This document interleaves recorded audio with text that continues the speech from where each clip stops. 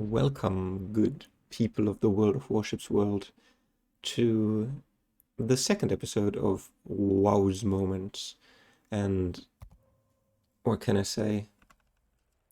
A brawl at tier 8, 3v3 only carriers. It doesn't get much more World of Warships than this.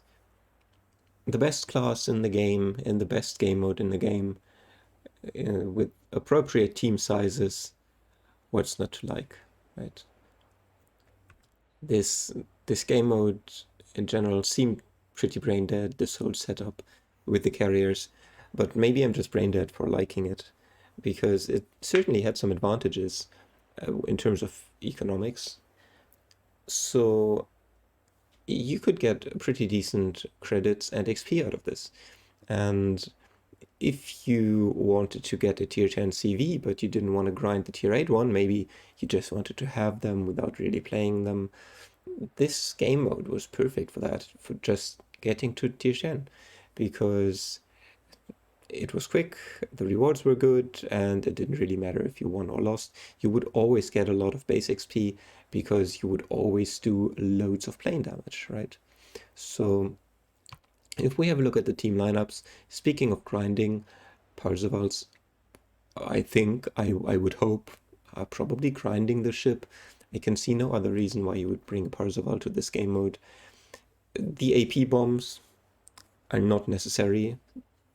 Indomitable and Implacable, the British carriers, have an armored flight deck, but it's not completely armored, just the center is, and none of the other carriers do. So HE bombs are perfectly fine to pen most of the carriers, and even those that have an armored flight deck, you can drop them in a place where they are not armored. So AP bombs are not necessary. The torpedoes are anemic. You drop like 3 of them and they do 4,000 damage or something like that. In comparison, Chekolov drops 6 and they do 4.6k damage, so yeah. And the rockets need a very specific angle, obviously, which you may or may not get. And of course, your planes are very squishy, so with the maps being as small as they are, your planes are going to be in the AA of 3 enemy carriers. There's going to be fighters everywhere, so consecutive drops are not a thing. It's just, I don't understand why you would bring Parzival, other than if you're grinding it.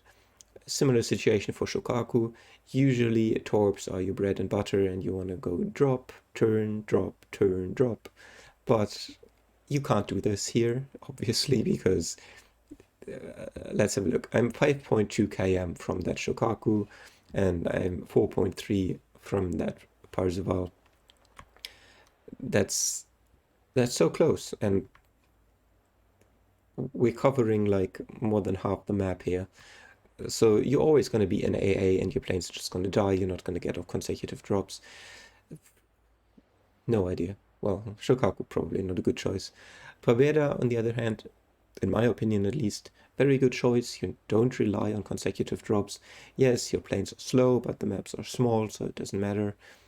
And you can slap pretty hard. Same with Chokolov. Of course, ignore my icon. I've never played CV before. And what I like about Chokolov is the additional flexibility with these dive bombers. So you lose the rocket planes, you get dive bombers instead, and I think it adds flexibility because you can A, dunk destroyers pretty hard, and B, you don't have to attack from the side. With rockets, torpedoes, skip bombers, you would prefer to drop from the side or approach from the side. With these, it doesn't matter. Also, these don't get fucked by islands, so you can drop someone that's sitting right on the other side of an island. So I like that. Also, Chokolov, I like the paint scheme. What can I say? It's not that deep. I'm a very superficial person. Let's try and find the right speed, which might be this one. Rocket assisted takeoff, very nice. Parzival tells us to go e6, so we do the logical thing and ignore him, because Why would we listen to him?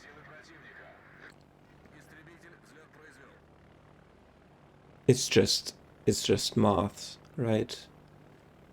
I'm an above average player, so chances are mathematically that he's a below average player, so why would I listen to him? He might be a very, very insanely good player, but it's just the probability is very low.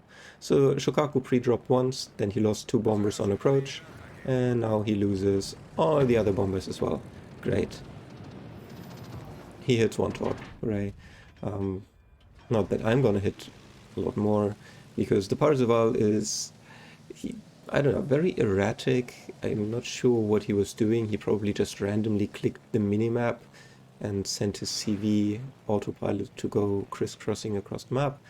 The Shokaku, also a very interesting strategy. Eat all the flag and die. Not sure that's how you do it. At this point, I'm obviously following the Shokaku, using him as a meat shield, because everyone will be dropping him before me. At this point, I think I can almost kill the Parzival. Just need a little more damage to push him over the edge.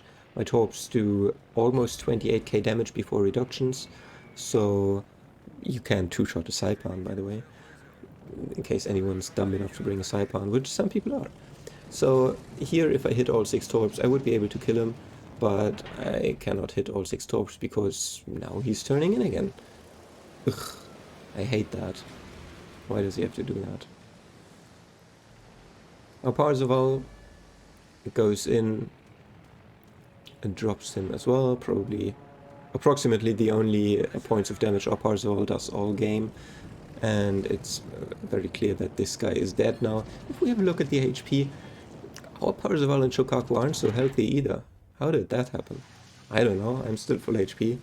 It's like I'm invisible or something, people just ignore me. This Parzival is obviously dead.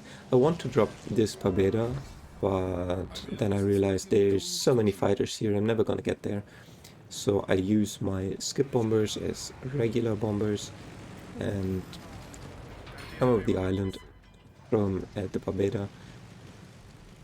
They don't skip, obviously, and the accuracy is questionable, but it works. And now I can use my dive bombers. If I were using rocket planes, I would probably have to come around this way or that way to get proper hits, but no, I don't. I can just go over the island, drop him. That was 11.5k, so that's not too bad. Shokaku dies, which is not ideal.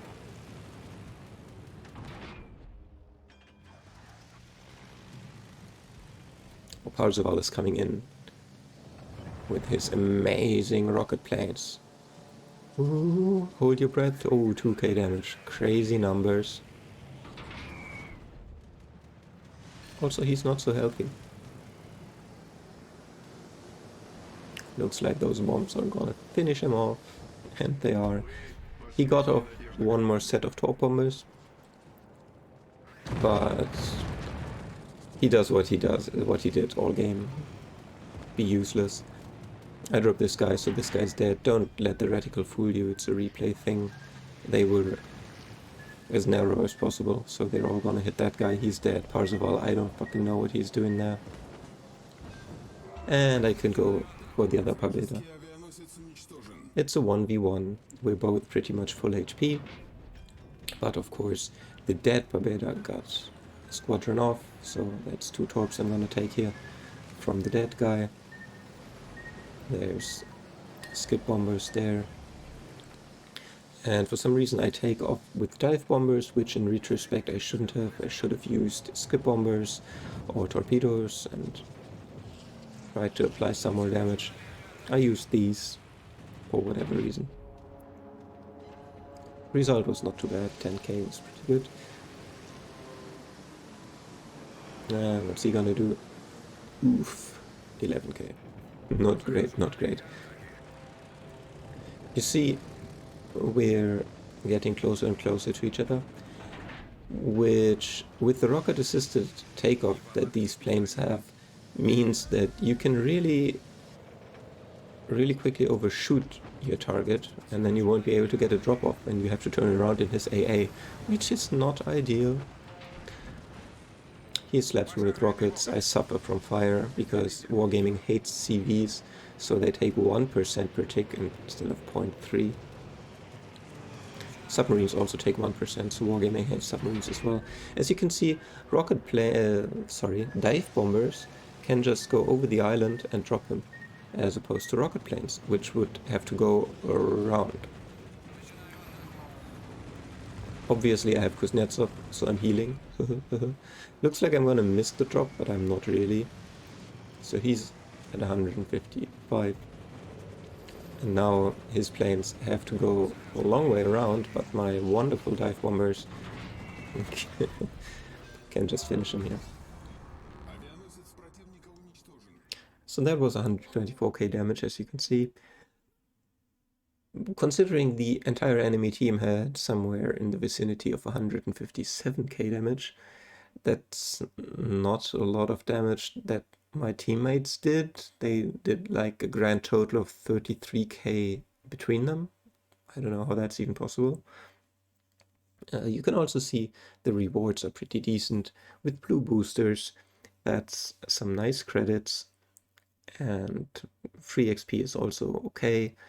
Captain XP I think was about 30k, and had I used boosters for the XP, which on premium is obviously unnecessary, I would have gotten a nice chunk there as well, which would have enabled me to grind through a tier 8 really quickly. Yeah, that's my World of Warships moment for today. What can I say? CV gameplay. That's peak World of Warships. So see you next time, or maybe not, I don't know.